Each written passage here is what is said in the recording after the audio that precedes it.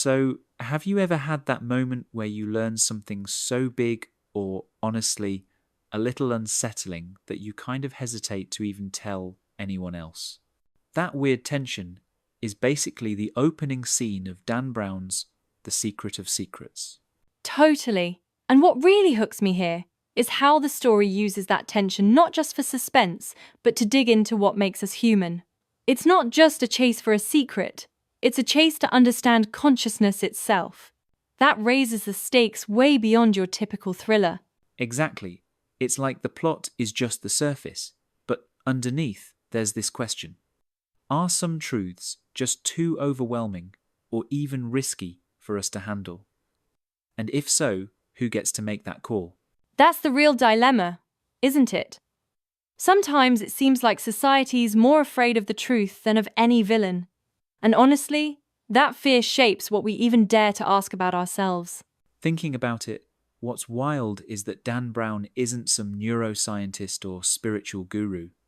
He's just got this knack for turning weighty, abstract stuff into stories that actually make people care. Yeah, he's like that friend who can take an offbeat dinner conversation about religion or quantum physics and somehow make it feel urgent, like you have to know more. I think his real skill is making complicated ideas feel accessible, not intimidating. It's probably why people pick up his books in the first place. You're not just getting a plot, you're getting this crash course in art, religion, science, history. It's almost like you accidentally learn something every chapter. Right. And I actually appreciate that he doesn't pretend to be above his audience. He's curious, not preachy, so you end up curious too, which is a smart way to introduce some of these mind-bending themes. Let's dive into that central question the book raises. What if the real secrets about who we are have been hidden not because they don't exist, but because we're not ready to face them yet? That idea really stuck with me. It's not just a plot device, it's almost a dare to the reader.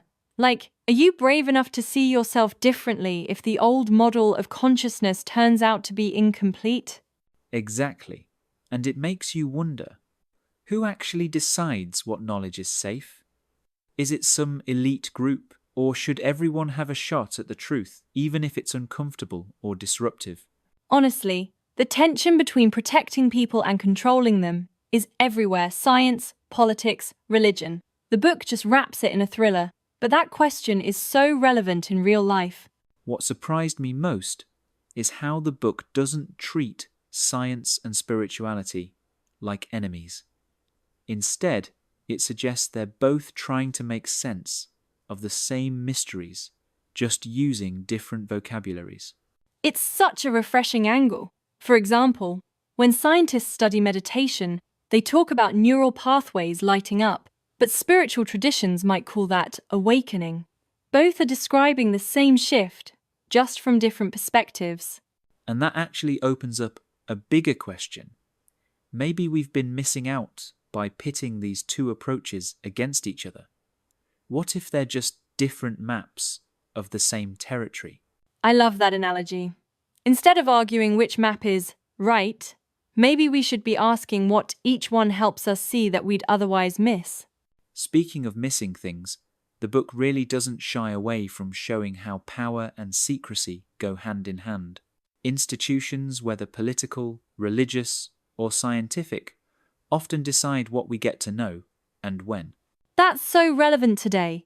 When governments or corporations hide data, public trust tanks, it's rarely just about protection. There's usually control baked in, too. Makes you think twice about what information gets filtered.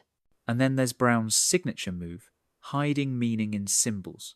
He treats symbols almost like living puzzles, compressed stories that we have to interpret, not just read.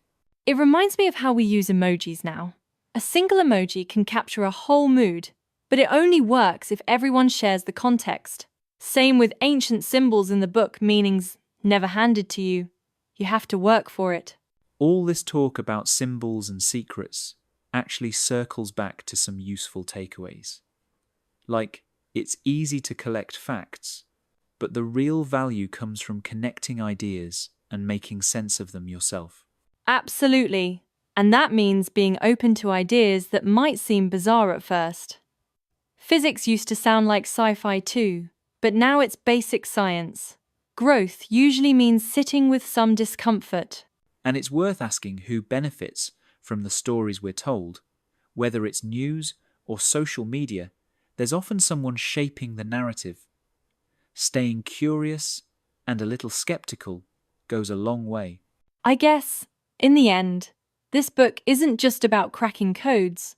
It's about encouraging us to question our limits and to see how much bigger our understanding could be if we dared to look beyond what's safe or familiar.